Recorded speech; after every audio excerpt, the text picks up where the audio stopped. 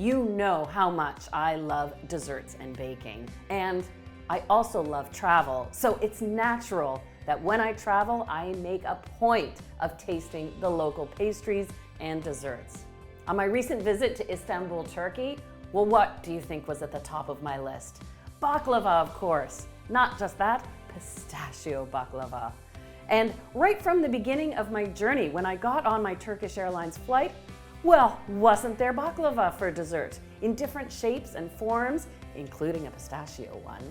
From in-flight to the Turkish Airlines business lounge at the airport, and of course all over town, there was always a little bit of baklava ready to try. I think one of my favorite visits in the city was a tour of a baklava bakery in the Karakoy district.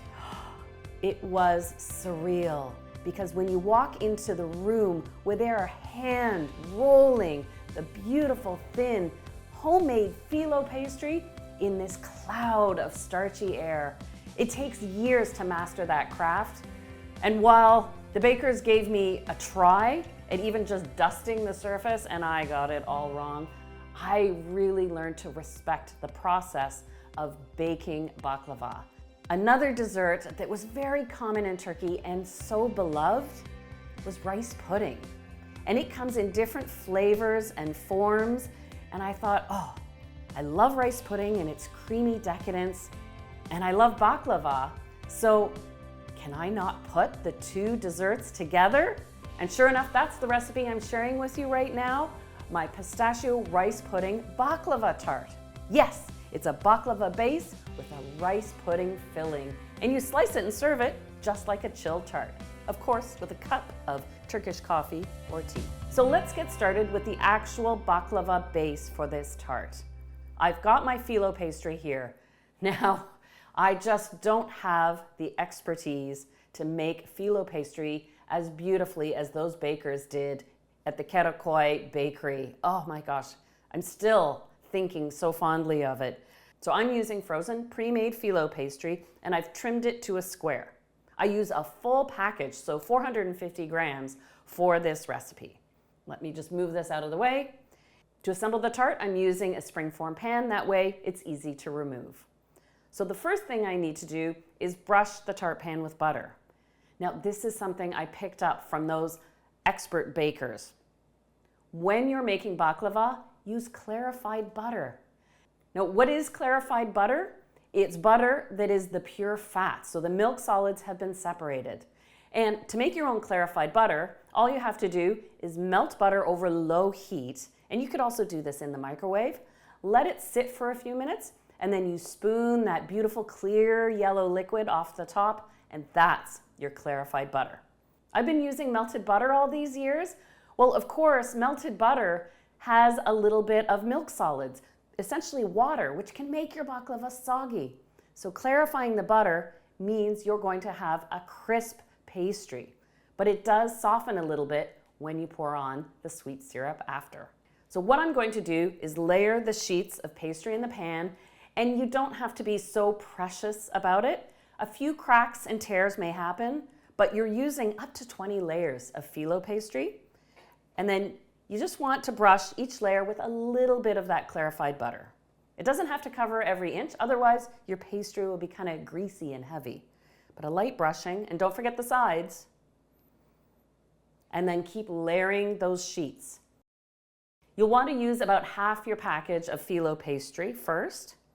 You may find that the phyllo pastry crumples and kind of wrinkles a bit as it overhangs on the side. That's okay, you're going to trim it later. Now that I've used half the phyllo pastry, it's time to add the nuts.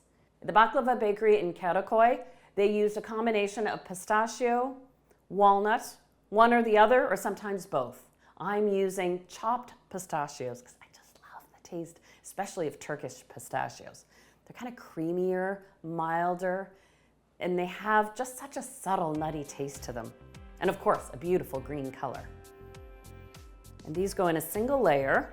No added sugar at this point. Because I'm combining baklava with a rice pudding, I didn't want to make it overly sweet. And now I keep layering the phyllo on top with a little bit of butter at each go until you use up all the pastry. Now, so the baklava can bake evenly and the hot syrup has somewhere to go when it comes out of the oven, I need to dock the pastry. So I just use a fork and pierce right through. You don't want to pull up the layers, so that's why I almost hold the fork as I'm lifting it. And there we go. And now to create a precise top to the tart, I just use a pair of scissors to trim away the excess phyllo, right at the top of the pan. The last thing to do before you pop the baklava in the oven is protect the sides, just because they're higher up and they don't have that nut layer in between them. So what I do is just place little sheets of foil around the top of the springform pan.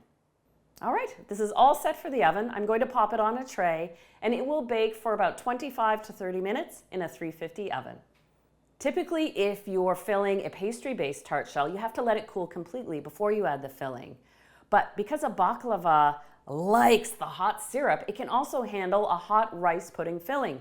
So I can make both the syrup and the rice pudding at once and have it ready to pour into the hot shell. So let's head over to the stove. The first thing I'll get ready is the hot syrup to pour over the baklava right when it comes out of the oven. And that is simply a combination of a little bit of water, some sugar, a fair bit of honey. Honey is such an important sweet ingredient in Turkey and it figures prominently in baklava. So I'll add some honey and then I just add a pinch of cinnamon. Not too much. I don't want to overwhelm the pistachios. I'll heat this over low heat, stirring occasionally until the sugar dissolves, and then I'll just hold it warm until it's time to pour over the baklava. Now, let's cook the rice pudding. It takes about 20 minutes total, so it's perfect to make this while your baklava tart shell is baking. I'll measure my milk and whipping cream into the pot. I'll turn the heat on medium. I'm going to add the seeds from one vanilla bean to my rice pudding. I'll split the bean down the middle, and then I'll add that to the pot.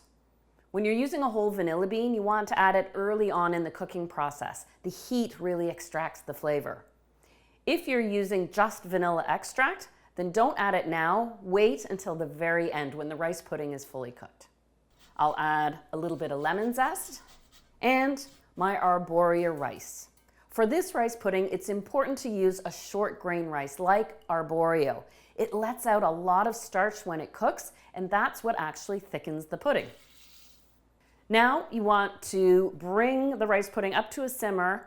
Give it a good stir quite often because the rice can stick to the bottom.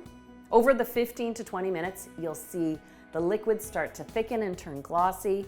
And then of course, you can always taste a grain of rice to know that it's fully cooked. See how the starch in the rice has thickened up that liquid? And while it's still rather fluid now, once it's cooled, it will set to be a sliceable tart. Now it's time to add my sugar. Stir that in, and a little bit of butter. And just to enrich this pudding, I've got 3 egg yolks. So I'm going to spoon some of the hot pudding into the egg yolks to warm it up, and then add that back to the pot. And you just need to stir this for a minute to cook out the eggs. When we visited the baklava bakery, it was amazing to see the baklava go in and come out of the oven, and they had the big vats of syrup. And when the baklava comes out, it's so hot. They pour that hot syrup on and it just sizzles and crackles away. Oh, it's just so inviting. What's very interesting was with the homemade pastry, when they assembled the baklava, they didn't put butter in between the layers, but they had clarified butter on hand and they would just pour it by the ladleful on top, fully covering the baklava before they put it in the oven. Now I'll take this off the heat. And it's time to pull out the baklava tart. And here's that beautifully browned baklava. That pastry now is nice and crisp. So I'll take the hot syrup and pour it over top. Look at how shiny and glossy it is. And you want to give this a minute to soak through. It won't take long. And even if you see a few pools of syrup on top, that's quite all right. It'll absorb into the rice pudding. There you can see the syrup. It already thickens a little bit when it starts to cool. And now it's time to put the rice pudding on top. There it is. And it just fills in all the gaps so beautifully. Now you've got hot baklava, you've got warm rice pudding. You have to give your tart time to cool before you put it in the fridge. That can take an hour. Then you want to give it at least 2 hours to chill and set. So if you're serving this for company, you can make this hours and hours ahead of time. In order to slice this tart, you need to chill it. So I'm going to set this aside. And here's this beautiful tart, chilled and out of its pan. Because you brush the pan with butter, it does pop out easily. And you can decorate it as you wish. What I like to do is put a little bit of whipped cream on top and a sprinkle of pistachios. Oh, I loved my baklava tasting experience across all of Turkey, from in flight, in the lounge, all over Istanbul, and even on the way home, you can count on a taste of baklava being there for you. Now, your portion size is up to you. Remember, it's quite rich. But this tart isn't too heavy. Rice pudding and pistachio baklava, all in one bite.